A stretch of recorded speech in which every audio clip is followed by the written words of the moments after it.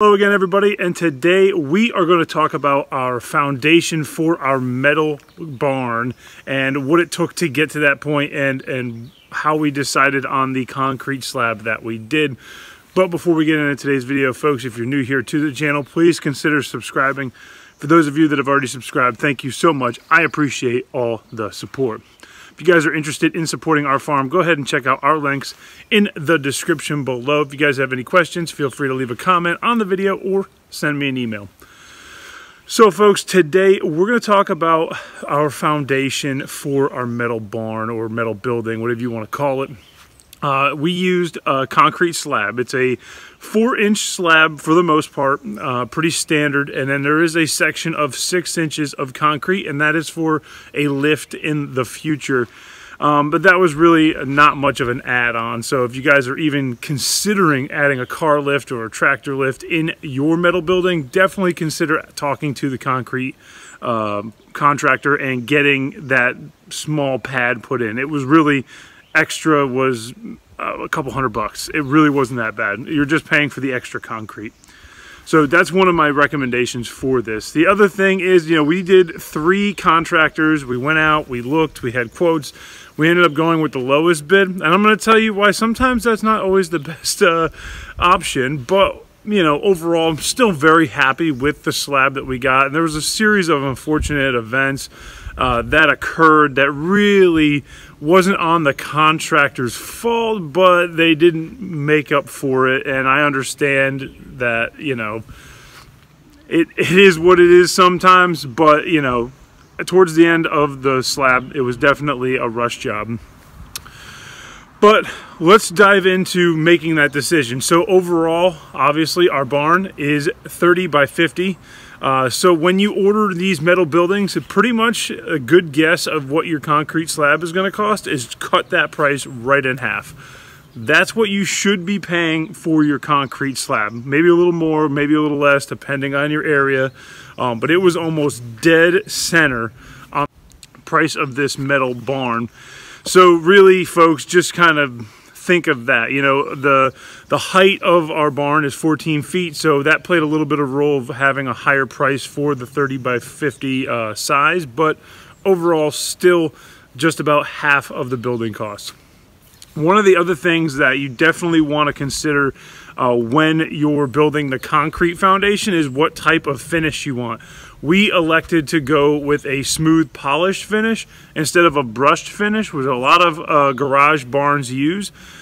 Not sure how I feel about making that decision right now. The end of the video, I'll show you why I may regret that decision, but the brush finish gives you that nice grip, and the polish finish gives you that nice shine, depending on how you're going to finish the concrete slab, because it has to be sealed, painted, or epoxied to be super resistant against oil and gas and water, anything else. So that's one thing you got to keep in the back of your mind when you're making these decisions. But now I'm going to let you guys view the entire 5-day process, really, that get to this concrete slab. And at the end of the video, I'm going to talk about what happened, what went on, and why we're slightly disappointed with the concrete slab, but overall still very happy with the end product.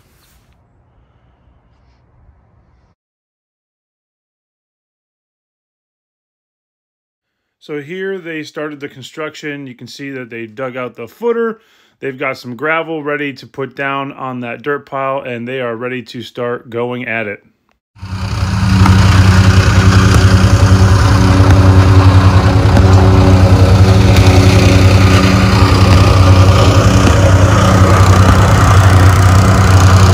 Here is the driveway. We had to grade it after day 1. There's been so much rain. We're just thankful we can have a few dry days where we can get this concrete poured. You can see the guys working over there, still working on the form. But overall, we graded the driveway. We're going to get some more gravel down, and hopefully tomorrow or the next day, we will have the concrete poured. All right, this is day 3, and yard's a little bit of a mess, as you can see. We have crush and run gravel pretty much everywhere. going leading up to the barn. Here is the barn.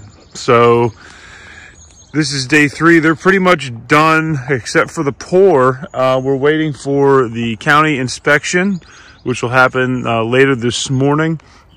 And yeah, all looks good. So this is where the ground wire is, and you can see the whole length is a footer, and then you have the 6 mil poly over top of where the slab is going to be. Pretty all standard, but yeah, we're really excited to get it going. Really excited to see this thing get poured. They've already got the doors marked out. You can see them right there where they have doors marked out, and that particularly is a good thing. So all is good.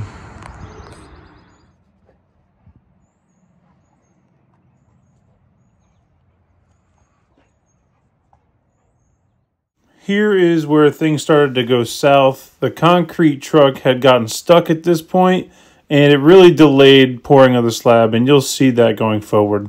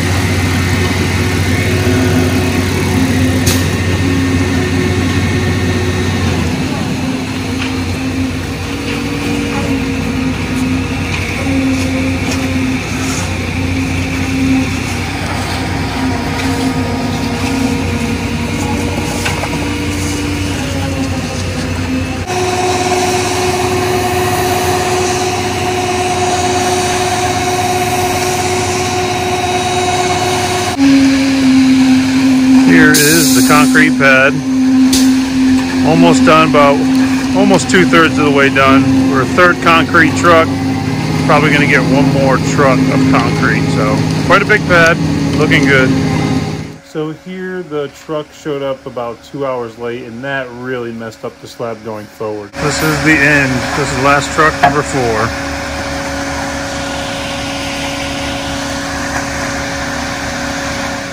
Here you can see the delay. You can see the slab that is wet still in the back. So here they are polishing a day after, because that truck was so late they had to wait for the next day.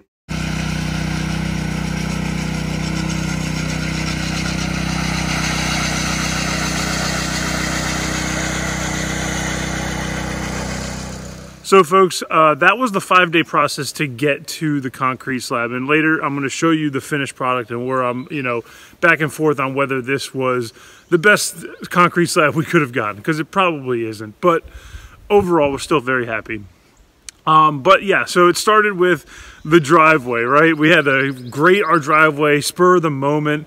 And if I have a tip for you guys, if you're looking at this video and you're considering your metal building and you're going to do a concrete slab, make sure you take the entire time off from work. If you have a regular 9 to 5 or a regular job where you have to go away from your home, definitely take the time off and be that person who watches the contractors.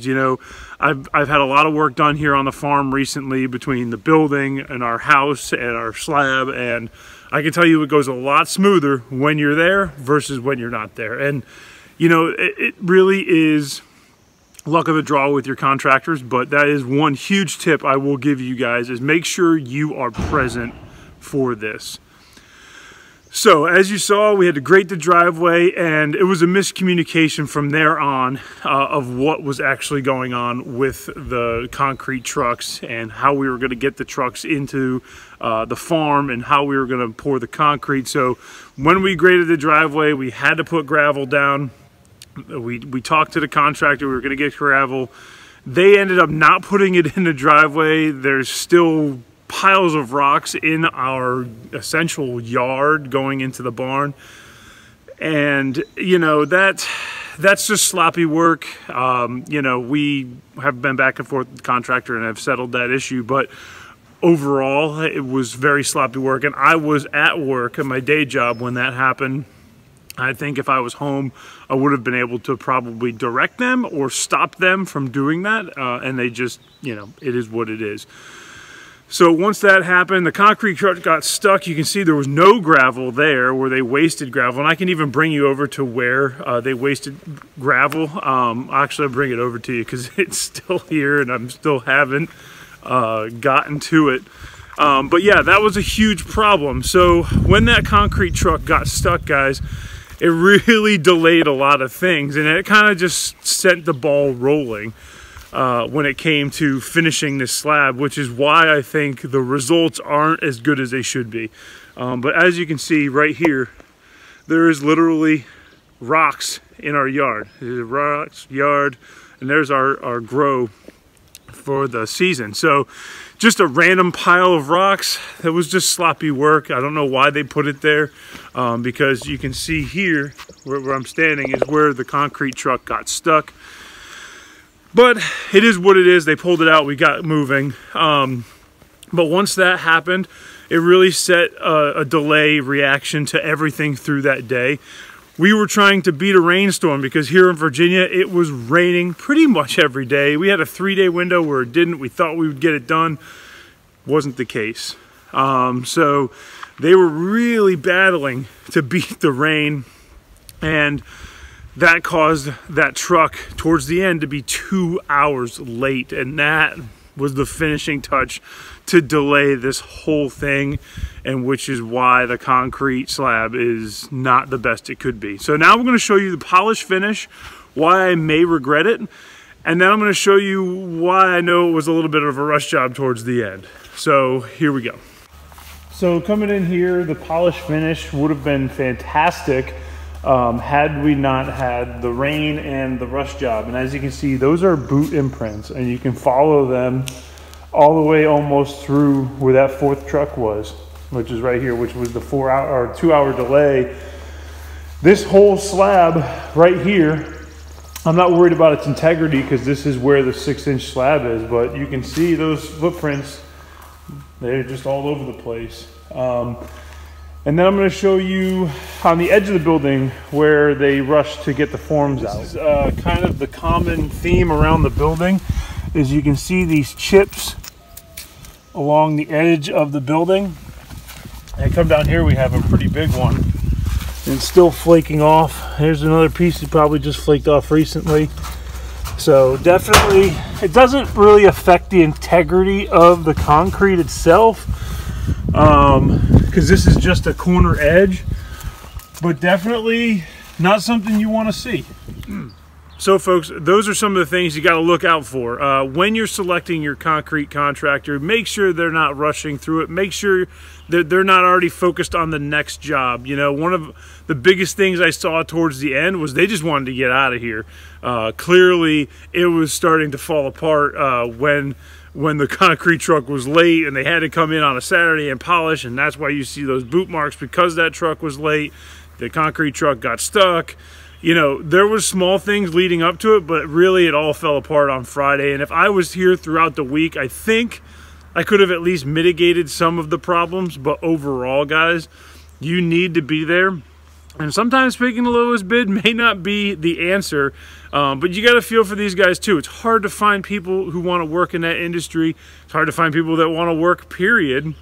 It's also a lot of labor that's involved with that. So, you know, it is tough. I understand that side of it. I'm not blasting the concrete contractor that we selected. Look, I'm still very happy with what we have. There's not a single crack in there, and it's been over a month, so you know that the concrete is fine. We've put the truck in there. We've put our ATV in there. We've put some stuff in there. But overall, we can't use the polished finished look to our advantage because we have footprints in there. So if we just shine over it with a sealer, you're going to be looking at footprints, and it's just going to magnify them with that sheen. So we're going to probably have to paint and seal, which is fine, not that big of a deal, but you know, wasn't exactly what we had in mind when we were building this. So folks, that's really it. I hope this video really helps you in selecting a concrete contractor and gave you some tips on the slab itself, because I see a lot of videos that don't talk about the concrete slab. If you guys have any questions about this whole process, leave a comment in the video. I'd like to hear from you. Don't forget to give it a thumbs up. And as always, folks, I will see you in another video.